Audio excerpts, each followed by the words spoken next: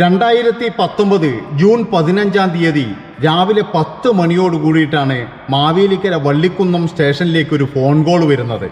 ആ ഫോൺ എടുത്ത ഉദ്യോഗസ്ഥൻ ഞെട്ടിപ്പോയി എന്നുള്ളതാണ്. കാരണം അതേ പോലീസ് സ്റ്റേഷനിലുള്ള സൗമ്യ എന്ന് പറയുന്ന യുവ പോലീസുകാരി മരിച്ചു കിടക്കുന്നു എന്നുള്ള ഒരു വാർത്തയാണ് അവർക്ക് കിട്ടിയത്. ഏതായാലും പെട്ടെന്ന് തന്നെ പോലീസ് ഉദ്യോഗസ്ഥന്മാർ അങ്ങോട്ട് വരുന്നു. അതുപോലെ തന്നെ എന്ന് പറഞ്ഞു കഴിഞ്ഞാൽ ഉന്നത പോലീസ് ഉദ്യോഗസ്ഥന്മാരെയൊക്കെ വിവരമറിയിക്കുകയാണ്. അങ്ങനെ ഉന്നത പോലീസ് സംഘങ്ങളും അവിടെ എത്തുന്നു. എന്താണെന്ന് വെച്ച് കഴിഞ്ഞാൽ ഈ സൗമ്യയെ കൊലപ്പെടുത്തിയിരിക്കുകയാണ്. ഏതായാലും പോലീസുകാർ അവിടെ എത്തുമ്പോൾ കണ്ട കാഴ്ച ഞെട്ടിക്കുന്നതായിരുന്നു. അതായത് അന്തരീക്ഷത്തിലെ മാംസത്തിൻ്റെ ഗന്ധമായിരുന്നു, കത്തിയെരിഞ്ഞ മാംസത്തിൻ്റെ ഗന്ധം. സൗമ്യ അവിടെ മരിച്ചു കിടക്കുകയാണ്. അതിനടുത്ത് തന്നെ ഒരു പൈപ്പിൻ്റെ ചുവട്ടിൽ ഒരാളിരിപ്പുണ്ട്. അയാളാണ് പ്രതി എന്ന് ആരോ ചൂണ്ടിക്കാണിച്ചു കൊടുത്തു. അയാളുടെ അടുത്ത് പോലീസുകാർ പോയി നോക്കുമ്പോഴേ ശരീരമാസകലം പൊള്ളി വെന്ത് ഇറച്ചിയൊക്കെ തൂങ്ങിക്കിടക്കുന്ന രീതിയിലായിരുന്നു. അയാൾക്ക് ഒന്നും സംസാരിക്കാൻ വയ്യായിരുന്നു. ഏതായാലും അയാളോട് ചോദിച്ചു, നിങ്ങൾ എവിടെ നിന്നാണ് വരുന്നത്, എന്താണ് സംഭവം എന്നൊക്കെ ചോദിച്ചപ്പോഴേ ഒരു അമർച്ച മാത്രമേ ഉള്ളൂ. അതായത് വേദന കൊണ്ട് പൊളയുന്ന ഒരുത്തൻ്റെ ഒരു അമർച്ച മാത്രം. ഒരുപക്ഷെ അയാളുടെ മേലേക്ക് പെട്രോൾ വീണതായിരിക്കാം, അങ്ങനെ തീപിടിച്ചതായിരിക്കാം. എന്തൊക്കെ ആയിക്കഴിഞ്ഞാലും അയാൾ ഓടി വന്ന ആ പൈപ്പ് പൊട്ടിച്ചിട്ടാണ് അവിടെ വെള്ളം നനച്ചത് എന്നുള്ളതാണ്, ആ തീ കെടുത്തിയത് എന്നുള്ളതാണ്. അങ്ങനെ പോലീസുകാർ അപ്പോൾ തന്നെ അന്വേഷണം ആരംഭിച്ചു. ഇയാളെ ഹോസ്പിറ്റലിലേക്ക് കൊണ്ടുപോവുകയാണ്. ഇയാൾ അവിടെ നിന്നൊരു മുണ്ടൊക്കെ എടുത്തു കൊടുത്ത് അങ്ങനെ ഹോസ്പിറ്റലിലേക്ക് കൊണ്ടുപോയി. ഹോസ്പിറ്റലിൽ എത്തിക്കഴിഞ്ഞതിന് ശേഷം പോലീസ് ചോദ്യം ചെയ്യുമ്പോഴാണ് മനസ്സിലായത് ആലുവ ട്രാഫിക് പോലീസ് സ്റ്റേഷനിലെ പോലീസുകാരനായ അജാസ് എന്ന് പറയുന്ന യുവാവാണ് ഇത് എന്ന്.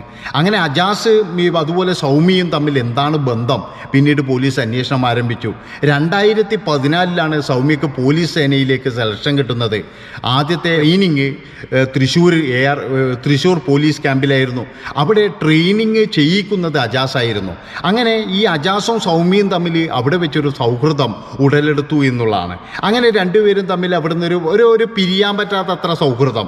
അതിന് ഈ സൗമ്യക്ക് കിട്ടിയിരിക്കുന്നത് എന്താണെന്ന് വെച്ച് കഴിഞ്ഞാൽ സൗമ്യക്ക് ഒരുപാട് ഇളവുകൾ കിട്ടി. ഈ ട്രെയിനിങ്ങിൻ്റെ സമയത്തുള്ള കഠിനമായ പരിശീലനങ്ങൾ, കഠിനമായ ഓട്ടങ്ങൾ, ഇതിൽ നിന്നൊക്കെ എന്ന് പറഞ്ഞു കഴിഞ്ഞാൽ ഒരുപാട് ഇളവുകൾ കിട്ടിയപ്പോൾ സൗമ്യ വിചാരിച്ചു ഈ ഒരു സൗഹൃദം നല്ലതാണ്.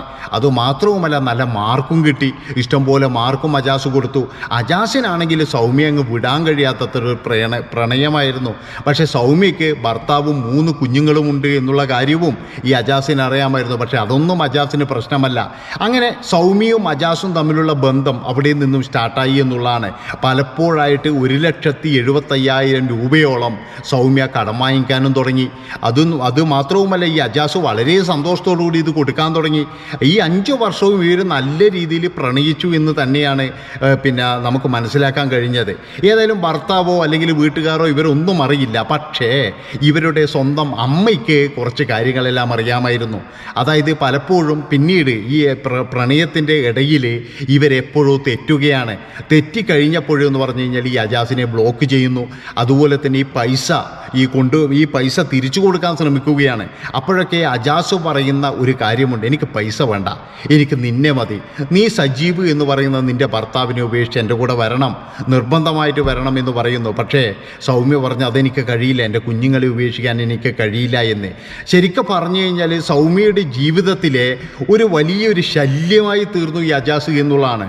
കാരണം പലപ്പോഴും വന്ന് വീട്ടിലേക്ക് വരാൻ തുടങ്ങി. ഒരു ദിവസം വീട്ടിലേക്ക് വന്നപ്പോഴെന്ന് പറഞ്ഞാൽ മണ്ണെണ്ണയും എടുത്തിട്ടാണ് വന്നത്. മണ്ണെണ്ണ ദേഹത്തേക്ക് ഒഴിക്കുന്നു. അതുപോലെ തന്നെ ഇട്ട ഷൂ ഇട്ടിട്ട് ദേഹമാസകലം അടിക്കുകയാണ്. നല്ല രീതിയിൽ അടിച്ചു. സ്വന്തം വീട്ടിൽ വെച്ചിട്ട് മറ്റൊരുത്തൻ്റെ അടി വാങ്ങിച്ചു എന്നുള്ളതാണ്. എന്നിട്ടും ഈ സൗമ്യ എന്ന് പറയുന്ന ഈ പോലീസുകാരി ഒരാളോട് പോലും പരാതി പറഞ്ഞില്ല. അതുപോലെ തന്നെ സ്വന്തം ഭർത്താവ്, അദ്ദേഹം എന്നും വിളിക്കും. ആ പാവം മരുഭൂമിയിൽ കിടന്ന് ജോലി ചെയ്യുമ്പോൾ, തൻ്റെ ഭാര്യയ്ക്കും മക്കൾക്കും വേണ്ടിയിട്ട് ജോലി ചെയ്യുമ്പോഴും ആ പാവം എന്നും വിളിക്കുമായിരുന്നു. പക്ഷേ ആ മനുഷ്യനോട് പോലും ഒന്നും പറഞ്ഞില്ല എന്നുള്ളതാണ്. ആലോചിച്ച് നോക്കണം നിങ്ങൾ, ഒന്നും പറഞ്ഞില്ല ആ മനുഷ്യനോട്. അങ്ങനെ ബന്ധുക്കളോട് പറഞ്ഞില്ല. അതുപോലെ തന്നെ ഒരു കംപ്ലൈൻറ്റ് കൊടുത്തില്ല. അന്നൊരു കംപ്ലൈൻ്റ് എങ്ങും കൊടുത്തിരുന്നുവെങ്കിൽ ഇന്ന് ഈ ദുരന്തം ഉണ്ടാകുമായിരുന്നില്ല. ഏതായാലും ഇത് സൗമ്യ ഇങ്ങനെ മനഃപൂർവ്വം മറച്ചു പിടിച്ചു എന്നുള്ളതാണ്. അതായത് ഒന്നാമത്തെ പ്രശ്നം എന്താണെന്ന് വെച്ച് കഴിഞ്ഞാൽ, ഈ അജാസിനെതിരെ കംപ്ലൈൻറ്റ് കൊടുത്തു കഴിഞ്ഞാൽ അജാസ് വന്നിട്ട് ഇവിടെ നിന്നും വിളിച്ചു പറഞ്ഞാലോ എൻ്റെ പൈസയും വാങ്ങിച്ച് എന്നെ പറ്റിക്കുകയാണോ എന്ന് ചോദിച്ചാലോ എന്നുള്ള ഒരു പേടി ശരിക്കും പറഞ്ഞു കഴിഞ്ഞാൽ ഈ പിന്നെ സൗമ്യക്ക് ഉണ്ടായിരുന്നു. അതുകൊണ്ടാണ് സൗമ്യ ആരോടും ഇത് പറയാതിരുന്നത്. ഒന്നാമത്തെ പ്രശ്നം എന്ന് പറഞ്ഞു കഴിഞ്ഞാൽ സൗമ്യയെക്കുറിച്ച് നമ്മൾ അന്വേഷിച്ചപ്പോഴും മനസ്സിലായത് സൗമ്യ വളരെ നല്ലൊരു വ്യക്തിയാണ്. അതായത് നാട്ടുകാർക്കൊന്നും ഒരു ദോഷവും പറയാനില്ല, വളരെ നല്ല ഒരു വീട്ടമ്മ തന്നെയാണ്. അതുപോലെ പോലീസുകാരി എന്നുള്ള ഒരു അഹങ്കാരമോ കാര്യമോ ഒന്നുമില്ല. പക്ഷേ ഈ ഒരു സംഭവം പുറത്തു വന്നപ്പോൾ നാട്ടുകാർ ഞെട്ടിപ്പോയി എന്നുള്ളതാണ്. കാരണം ഇതായിരുന്നു സൗമ്യ അപ്പോഴൊരു മറ, അതായത് ഒരു എന്താ പറയുക, ഒരു മുഖംമൂടി ഇട്ടിട്ടാണോ സൗമ്യ ഇത്രയും നാൾ നടന്നത് എന്നുള്ള ഒരു ഞെട്ടലായിരുന്നു നാട്ടുകാർ മുഴുവൻ. അത് പിന്നെ അങ്ങനെയാണല്ലോ, എന്ത് സംഭവം എന്ന് പറഞ്ഞു കഴിഞ്ഞാൽ ഇത് സംഭവിക്കുമ്പോഴാണല്ലോ നല്ലവനായ ഉണ്ണിയുടെ മുഖം പുറത്തേക്ക് വരുന്നത്. ഏതായാലും അങ്ങനെ അങ്ങനെയാണ് ഈ ഒരു ദിവസം, അതായത് കൃത്യമായി പറഞ്ഞ 2019 ജൂൺ 15 രാവിലെ സൗമ്യയുടെ ജോലി സംബന്ധമായ കാര്യങ്ങൾക്ക് പോയി വരികയാണ്. രാവിലെ സ്കൂൾ കുട്ടികൾക്കൊക്കെ എന്ന് പറഞ്ഞു കഴിഞ്ഞാൽ പരിശീലനം നൽകുന്ന ഒരു ഇതൊക്കെ ചെയ്യുന്നുണ്ട്. അതുമാത്രവുമല്ല സൗമ്യ വീണ്ടും ഈ PSC ടെസ്റ്റുകളൊക്കെ എഴുതുന്നുമുണ്ട്. അങ്ങനെ അന്നത്തെ ദിവസം PSC ടെസ്റ്റും കൂടി ഉണ്ടായിരുന്നു. അങ്ങനെ വണ്ടിയിൽ വരുമ്പോഴാണ് പുറകിൽ ഒരു കാറിലാണ് അജാസ് വരുന്നത്. പക്ഷേ അജാസിൻ്റെ കാറ് ശ്രദ്ധയിൽപ്പെട്ടില്ല എന്നുള്ളതാണ്. എന്തൊക്കെ ആയിക്കഴിഞ്ഞാലും അജാസിനെ നല്ല രീതിയിൽ എന്താ പറയുക, ഇവരുടെ വീട്ടിൽ വെച്ചിട്ട് തന്നെ ഇത് ചെയ്യണം എന്നുള്ള എന്തോ ഒരു ഇതിൽ തന്നെയാണ് അജാസ് വന്നിരിക്കുന്നത് എന്നുള്ളതാണ്. അങ്ങനെയാണ് വീട്ടിലേക്ക് കയറുന്ന ആ വഴിയിൽ വെച്ചിട്ട് ഈ വണ്ടി, അതായത് 2 വീലർ കാറ് കൊണ്ട് ഇടിച്ചു വീഴ്ത്തുന്നു. അതിനുശേഷം കാറിലുണ്ടായിരുന്ന മടവാൾ എടുത്തിട്ട് വെട്ടുകയാണ്. വെട്ടിക്കഴിഞ്ഞതിന് ശേഷമാണ് പെട്രോൾ ഒഴിച്ചിട്ട് കത്തിക്കുന്നത്. ഒരുപക്ഷെ എനിക്ക് തോന്നുന്നത് ഈ വെട്ടിൽ തന്നെ ഈ സൗമ്യ മരിച്ചിട്ടുണ്ടാകാം എന്നുള്ളതാണ്. കാരണം എന്താണെന്ന് വെച്ച് കഴിഞ്ഞാൽ പെട്രോൾ ഒഴിച്ച് കത്തിച്ചപ്പോൾ പിന്നീട് എന്ന് പറഞ്ഞു കഴിഞ്ഞാൽ ഒന്നും ഉണ്ടായിരുന്നില്ല. അതിനുശേഷം ഈ ബാക്കി വന്ന പെട്രോൾ ഇയാളുടെ ദേഹത്തേക്ക് ഒഴിക്കുകയാണ്. എന്നിട്ട് ഇയാളും കൂടി സ്വയം തീ കൊളുത്തുന്നു. പക്ഷേ ഇത് ഇയാൾക്ക് പിടിച്ചു നിൽക്കാൻ കഴിഞ്ഞില്ല. ഇയാൾ അപ്പോൾ തന്നെ ഇയാൾ ഓടിക്കഴിഞ്ഞതിന് ശേഷം അവിടെയുള്ള പൈപ്പ് തകർത്തിട്ട് ഇയാൾ ആ പൈപ്പിൻ്റെ ചോട്ടിലിരിക്കുകയാണ്. ജനങ്ങൾ വരുമ്പോഴേക്ക് കാണുന്നത് ഇതാണ് എന്നുള്ളതാണ്. ഏതായാലും പോലീസ് അന്വേഷണം ആരംഭിച്ചപ്പോഴേ ഈ അജാസിനെ പറ്റിയിട്ട് എന്ന് പറഞ്ഞാൽ ഒരു നല്ല ഒരു ഇതൊന്നുമല്ല. അജാസ് എന്ന് പറയുന്നവൻ ഒരു ശരിക്കും പറഞ്ഞു കഴിഞ്ഞാൽ ചെറുപ്പം മുതലേ എന്ന് പറഞ്ഞാൽ ഒരു ക്രിമിനൽ സ്വഭാവമുള്ള ഒരു വ്യക്തി തന്നെയാണ്. പലപ്പോഴും എന്ന് പറഞ്ഞാൽ ഇങ്ങനെയുള്ള വ്യക്തികൾ എങ്ങനെ പോലീസിൽ ചേർന്നു എന്ന് പോലും ആൾക്കാർക്ക് അതിശയം തോന്നാറുണ്ട്. അമ്മാതിരി ഒരിക്കലും ഒരു പോലീസുകാരനാകാനുള്ള ഒരു യോഗ്യത ഈ അജാസിനുണ്ടായിരുന്നില്ല. അതുപോലെ ഈ സൗമ്യക്ക് പറ്റിയത് എന്ന് പറഞ്ഞു കഴിഞ്ഞാൽ ഈ പൈസ കടം വാങ്ങിക്കുക എന്നുള്ള ഒരു സംഭവമാണ്. അതായത് ഒരു കാരണവശാലും നമ്മൾ എത്ര വലിയ സുഹൃത്തുക്കളായാലും ശരി, ഈ ആണുങ്ങളോട് പൈസ കടം വാങ്ങിക്കുമ്പോൾ പെണ്ണുങ്ങൾ ശരിക്കും പറഞ്ഞ് സൂക്ഷിക്കണമെന്ന് മാത്രമേ എനിക്ക് പറയാനുള്ളൂ. കാരണം ഇവരുടെ മനസ്സ് എന്ന് പറഞ്ഞു കഴിഞ്ഞാൽ എപ്പോഴും എന്ന് പറഞ്ഞാൽ അവരുടെ ശരീരത്തിലേക്കായിരിക്കും. അതായത് 3 മക്കളുള്ള ഈ സൗമ്യയെ പ്രേമിക്കണമെങ്കിൽ അവൻ്റെ ഉദ്ദേശം എന്ന് പറഞ്ഞു കഴിഞ്ഞാൽ ഇത് മാത്രമേ ഉള്ളൂ.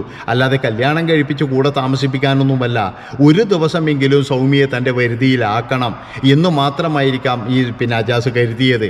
അല്ലാതെ കല്യാണം കഴിപ്പിച്ച് കൂടെ താമസിപ്പിക്കാനോ അതിനൊന്നുമല്ല. പിന്നെന്ന് പറഞ്ഞു കഴിഞ്ഞാൽ പെട്ടെന്ന് തന്നെ ഈ നമ്പറൊക്കെ ബ്ലോക്ക് ചെയ്തപ്പോഴേ ഈ സൗഹൃദം പോകുമോ എന്നുള്ള ഭയവും ഇത് തന്നെയാണ് കൊലപ്പെടുത്താൻ കാരണം എന്നാണ് എനിക്ക് തോന്നിയിട്ടുള്ളത്. പിന്നെ എപ്പോഴും എന്ന് പറഞ്ഞു കഴിഞ്ഞാൽ നമ്മളെ സ്ത്രീകൾ സൂക്ഷിക്കേണ്ടത് എന്താണെന്ന് വെച്ച് കഴിഞ്ഞാൽ ഒരു കാരണവശാലും ഈ ആൺസുഹൃത്തുക്കൾ എന്ന് പറയുന്ന വർഗം എന്ന് പറഞ്ഞു കഴിഞ്ഞാൽ ജെനുവിൻ അല്ല. അവന്മാർ ഏത് നിമിഷം വേണമെങ്കിലും നിങ്ങളുടെ കുടുംബത്തിലേക്ക് കയറി കളിക്കുമെന്നുള്ളതാണ്. അത് വളരെ സൂക്ഷിച്ചിട്ട് നമ്മൾ കൈകാര്യം ചെയ്യേണ്ടതാണ്. ഇത്രയും പറഞ്ഞുകൊണ്ട് ഈ ഒരു വീഡിയോ ഇവിടെ വെച്ച് വൈൻഡപ്പ് ചെയ്യാണ്. നന്ദി, നമസ്കാരം.